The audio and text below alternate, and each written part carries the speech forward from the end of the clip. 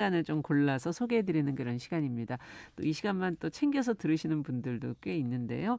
자, 오늘은 동네 책방 부비프의 박은지 대표가 자리해 주셨습니다. 어서 오십시오. 안녕하세요. 네, 건너서 오시니까 왠지 항상 오랜만에 뵙는 것 같은. 새해 처음 온 것 같아요. 그렇죠? 네네. 예. 2021년 계획은 뭐 따로 세우신 건 없으세요? 부비프가 잘 되도록 열심히 맞아요. 해야겠다 이런 계획을 세웠습니다. 네, 좋은 책도 또 많이 네. 저희에게 권해주시고요. 오늘은 어떤 책? 신년 첫 번째인데 네. 뭘 가져오셨을까? 예. 오늘 소개해드릴 책은 저랑 동갑인 영국 작가의 소설인데요. 동갑이라 그러면 네. 몇인 거죠, 나이? 찾아보지 마세요. 확인해 봐야 되겠는데요. 예. 그 피오나 모즐리의 엘멧이라는 소설이에요. 이제 이 책은 작가의 데뷔작이었는데 2017년에 맨부커상 최종 후보에 올라서 화제가 되기도 했습니다. 데뷔작이었는데. 네네. 근데 지금은 이름이 부커상으로 바뀌었는데 예. 어쨌든 이제 책이 출간됐다는 소식에 너무 궁금해가지고 읽어보지 않을 수가 없었어요. 얼마나 실력이 있으면 그냥 내자마자. 그러니까 너무 부럽죠. 네. 천재 같아요. 그러니까요. 아니 저희는 지금 이 부커상이 좀 익숙하잖아요, 한국인들한테는. 네. 한강 작가가 네. 수상을 했기 때문에 관심을 가지고 보도되는 그 내용도 저희가 본 적이 있기 때문에. 네, 맞아요. 그 우리나라에서 2016년에 한강 작가가 채식주의자로 요 상을 받아가지고 그때 난리가 났었잖아요. 맞아요. 근데 피오나 모즐리가 바로 그 이듬해에 29의 나이로 앨리 스미스, 조지 손더스 같은 거장들과 함께 이 최종 후보 6인에 올라서 또 주목을 받았습니다. 29의 나이에. 네. 아니 이 데뷔작을 좀 천천히 쓰는 경우도 있잖아요. 근데 아니, 심지어 무슨 박사학위를 준비하면서 논문을 쓰면서 이 소설을 썼대요. 논문 쓰면서 네. 힘드니까 그냥 소설을 좀 써본 거예요? 정말 평생을 여기다 바치는 분들도 많은데. 그러니까요. 예. 그럼 나이가 얼마 안 됐군요. 네. 네. 아니 그러면 두 분 다 박은지 대표도 젊으시군요. 아니요. 이게 2017년에 29이었으니까 지금 예. 이제 뭐 30대시겠죠. 그렇겠네요.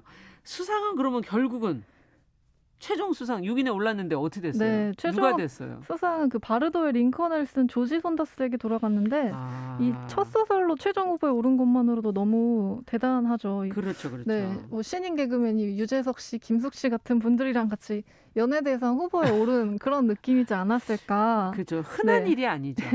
싶은데 예. 그 피오나 모즐리는 이 상을 수상하지는 못했지만 뭐 서머십 몽 어워드랑 폴라리 퍼스트북 프라이즈 같은 걸 또 받고 그 밖에도 수많은 문학상의 후보로 거론되면서 이름을 알렸습니다. 거론도 됐고 서머셋 몽의 어워드, 네. 서머셋 어워드와 폴라리 퍼스트북 프라이즈 상을 받은 거예요 이미? 네, 받은 거고 그 책 표지 뒤에 아주 화려하게 많이 써놨는데 그렇군요. 온갖 상들에 또 후보로 오르기도 하고 유명해진 거죠. 그러네요. 2017, 18년 여성 소설상도 썬데이 타임즈 젊은 작가상, 뭐 여성 소설상, 국제 딜런 토머스상.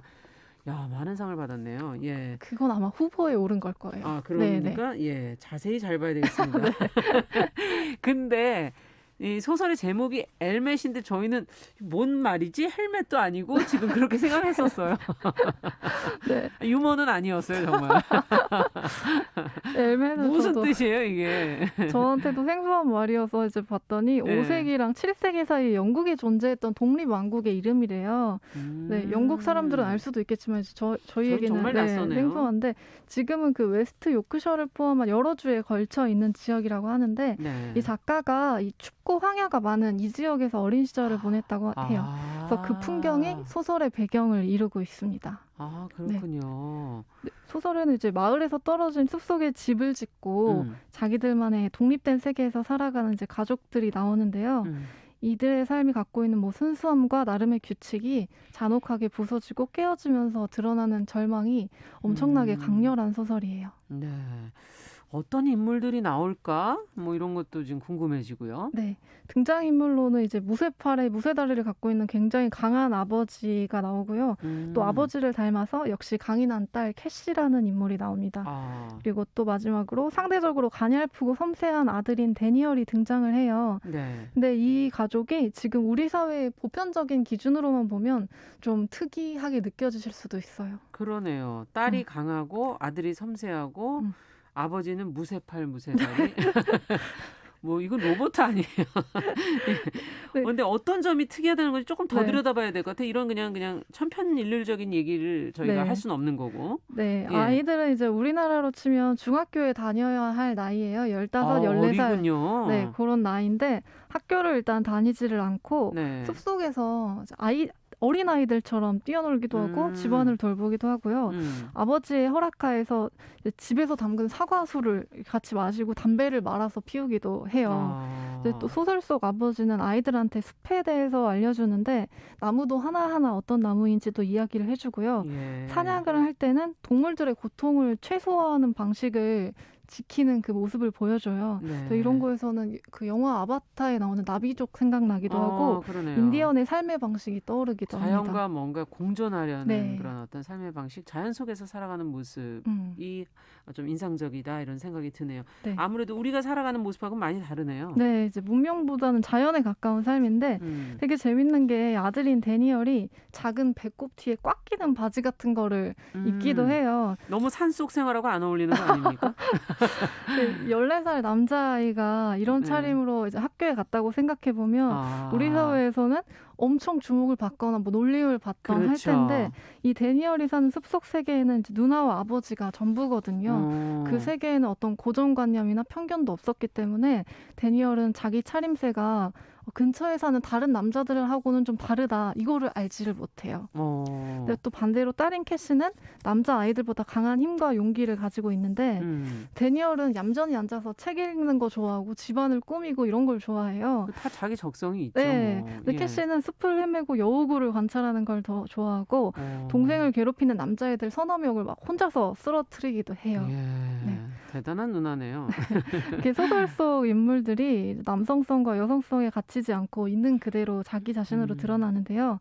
문명과 거리를 두고서 자연과 닮은 방식으로 살아가는 이 사람들이 이제 남성성과 여성성이 허물어진 모습으로 다가오는 게 좀 통쾌하기도 합니다. 그게 자연스러운 것이 아닐까 하는 그런 생각도 들기도 네, 하고 맞아요. 자연의 모습과 비슷한 것이 네. 아닐까 하는 그런 생각도 들기도 하고 어떤 모습이든 그거는 그냥 편안하면 되는 것이 네. 아닐까 하는 생각도 들어요. 아버지는 그럼 어떤 분이세요? 네, 이 아버지는 진짜 강한 몸을 갖고 있는 사람이에요. 예. 그래서 키도 엄청나게 거구에 예. 주먹도 사람 얼굴만 하고 이런 사람인데 그 몸을 이용해서 사람들을 돕기도 하고 돈을 벌기도 해요. 돈이 걸린 싸움에서 한 번도 져본 적이 없는 전사 같은 인물인데 이야. 근데 이 세 가족이 집을 짓고 사는 숲은 사실 땅 주인이 따로 있어요. 아, 그래요? 네, 지금 우리 사회의 기준으로 보면 남의 땅에 집을 짓고 불법 점거를 한 셈이 되는데 근데 소설 속의 아버지가 이렇게 말해요. 되게 인상적이었는데 프라이스 씨는 이 나무들을 전혀 활용하지 않아. 돌보지도 않고 가지를 쳐주지도 않지. 그자는 나무를 몰라. 여기 사는 새도 모르고 짐승도 모르지. 그런데도 이 땅이 그의 땅임을 밝히는 문서는 갖고 있어. 굉장히 이거는 심오한 얘기인데요. 네. 땅은 갖고 있지만 땅이 해야 할 것들은 아무 관심도 없는 네. 어떻게 맞아요. 보면 현대인들의 모습이기도 맞아요. 하고 네. 그러면은 프라이스라는 사람이 땅 주인이군요. 네. 프라이스는 이 지역 일대 거의 대부분의 땅과 뭐 농장과 집을 소유한 그런 땅 부자 뭐 지주인데요. 지주. 네. 예. 소설 속 아버지는 그 살아 숨쉬는 땅을 사람이 종이 한 장에다가 담을 수 있다는 거를 전혀 이해하지 못하는 사람이에요. 그래서 어떤 한 사람이 프라이스 같은 사람이 자연의 일부인 땅을 자기 마음대로 쓰거나 다른 사람의 접근을 아예 막을 수도 있다는 거를 이해를 못하는 건데요. 말씀하신 것처럼 어쩌면 그게 정말 자연스럽고 상식적인 생각일 수도 있겠다 그런 생각이 들더라고요. 네. 그래서 이렇게 캐시와 데니얼과 아버지가 일반적인 사회의 규범과는 다른 삶을 살고 있기 때문에 책을 읽다 보면 익숙한 시대적 규범이나 규칙이 배제된 시선으로 이야기를 따라가게 됩니다. 그 전까지는 이제 너무 당연해서 뭐 땅에 산에 주인이 있는 게 너무 당연해서 의문을 갖지 않았었는데 예. 갑자기 산과 들에 저마다 주인이 있다는 게 갑자기 너무 이상하게 느껴지는 그러네요. 거예요. 그리고 주인이 결국은 그 땅을 사랑하지 않는다면 정말 주인일까 하는 그런 생각도 들기도 네. 하고 지금 우리가 뭐 땅에 대한 소유의 개념 네. 이걸 다시 한번 또 생각해 보게 되는. 네, 맞아요. 소유에 대한 것뿐만 아니라 앞에서 말씀드렸던 것처럼 남성성이나 여성성에 대해서도 그렇고 소설 전체가 그동안 익숙하게 알던 세계를 완전히 새롭게 보도록 하더라고요. 이 소설에서는 이제 프라이스를 포함한 지주들이 사회적 약자들을 점점 더 가난하게 만들고 착취하는 장면도 그려지는데요. 네. 이제 캐시 데니얼 아버지 요 가족이 사람들을 규합해서 대항하고 어느 정도 성과를 내기도 해요. 근데 이제 결말을 향해 가면서는 그들이 사는 숲속 세계가 아니라 우리가 사는 이 세계에 얼마나 많은 불합리와 모순과 폭력들이 있는지 잔혹하게 보여줍니다. 그래서 좀 피가 나오거나 잔인한 거 못 보시면 뒷부분에 가서 좀 힘드시군요. 이 책이 힘드실 수도 있을 것 같은데 네. 결말 부분은 진짜 엄청나게 강렬해서 순식간에 또 궁금하게 읽어버리게 만드시네. 될 거예요. 시간이 다 돼서 끝으로 한 말씀 정리를 해주신다면 엘멧. 이제 오늘 소개해드린 책은 이제 따뜻하고 감동적인 이야기는 아니지만 그동안 보던 시선이 아니라 다른 시선으로 세상을 보는데 좀 도움이 많이 되실 것 같습니다. 자연을 한번 지금 딱 어울리는 것 같아요. 코로나19 네. 상황에서 한번 자연을 되돌아보는 그런 시간이 됐으면 좋겠습니다. 피오나 모즐리의 소설 엘멧, 부비프의 박은지 대표와 함께 읽어봤습니다. 말씀 잘 들었습니다. 고맙습니다. 네, 정용실의 뉴스 브런치 목요일 순서도 같이 여기서 인사드리도록 하겠습니다. 저는 내일 오전 10시 5분에 다시 뵙겠습니다. 감사합니다.